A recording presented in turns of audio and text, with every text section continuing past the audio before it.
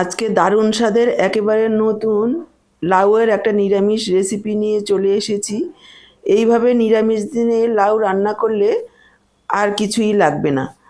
নমস্কার বন্ধুরা, সোমার রান্নাঘরে আপনাদের সবাইকে অনেক অনেক স্বাগত জানিয়ে শুরু করছি আজকে দুর্দান্ত স্বাদের একটা লাউয়ের রেসিপি। লাউয়ের রেসিপিটা করার জন্য দেখুন আমি একটা লাউয়ের থেকে এক টুকরো লাউ নিয়ে নিয়েছি। লাউয়ের পরিমাণটা আপনারা নিজেদের প্রয়োজন অনুসারে কম বেশি করে নিতে পারেন। এবার লাউটাকে দেখুন এইভাবে গ্রেড করে নিচ্ছি।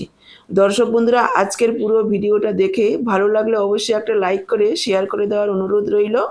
আর আপনি নতুন বন্ধু হয়ে থাকলে চ্যানেলটাকে সাবস্ক্রাইব করে সাথেই থাকবেন। বেল বাটনটা অল করে দিলে এরকমই ঘরোয়া সহজ রেসিপিগুলোর নোটিফিকেশন সবার আগে আপনাদের কাছে পৌঁছে যাবে। দেখুন পুরোটা লাউয়ের টুকরোই আমি এইভাবে গ্রেড করে নিয়েছি। এবার গ্রেড করা লাউটাকে এভাবে একটু চটকে নেব। দেখুন চটকানোর সাথে সাথেই অনেকটাই জল ছেড়ে দিচ্ছে। এবার লাউটাকে চিপড়ে অন্য একটা প্লেটে নিয়ে নিচ্ছি। অনেকটাই লাউয়ের রস বেরিয়েছে, এটা আমি ফেলবো না। এটা আপনারা জুস হিসেবেও খেতে পারেন, আবার চাইলে লাউয়ের যে গ্রেভিটা তৈরি করব তার মধ্যেও দিতে পারেন।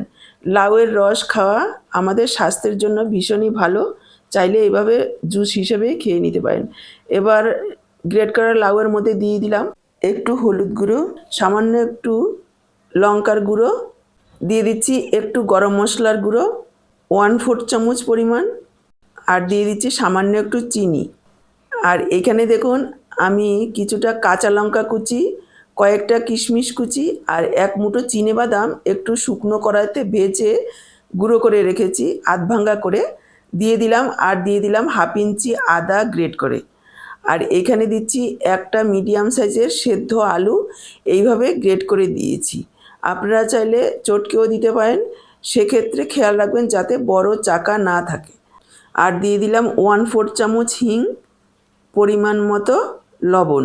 ভালোভাবে মেখে নেব।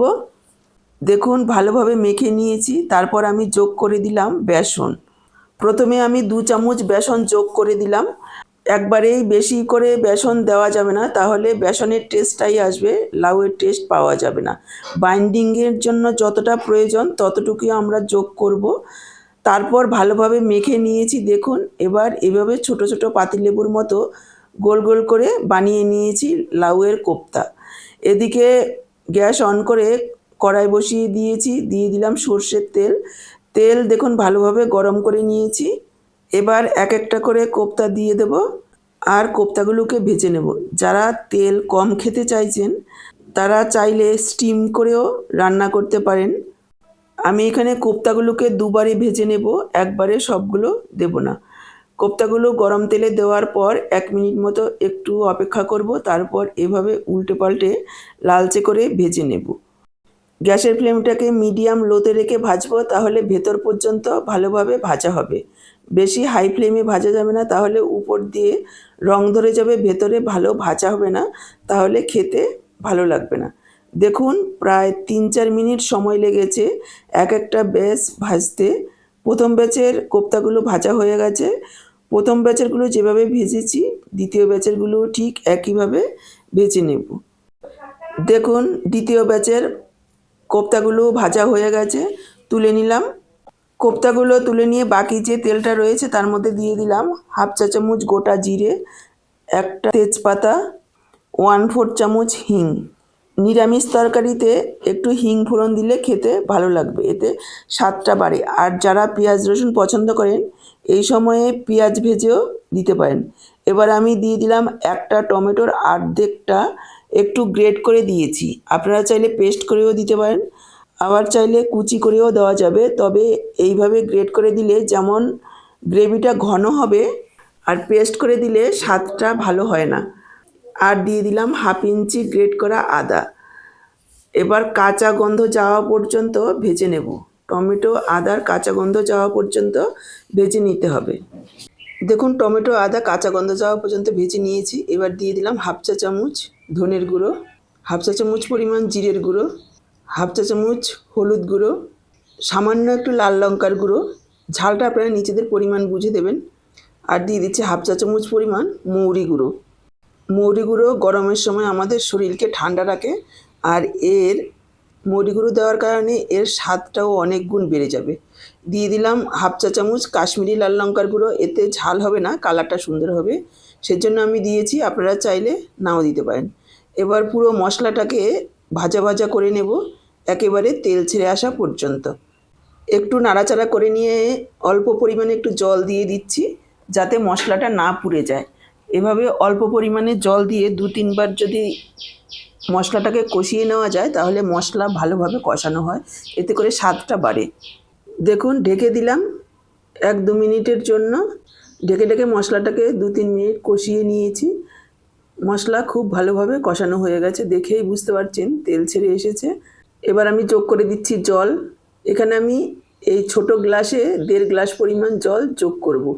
জলের পরিমাণটা একটু বেশি দিতে হবে, কেননা এটা খুব বেশি একটা পাতলাও হবে না আবার শুকনোও হবে না। যেহেতু কোপ্তার মধ্যে বেসন দেওয়া রয়েছে, কিছুটা জল টেনে নেবে আর সব কিছু খুব ভালোভাবে ফুটবে। আপনারা কতটা ঝোল রাখবেন সেই পরিমাণ বুঝে জলের পরিমাণটা একটু বাড়িয়ে বা কমিয়ে দিতে পারেন। এবার ভালোভাবে মিশিয়ে নিলাম।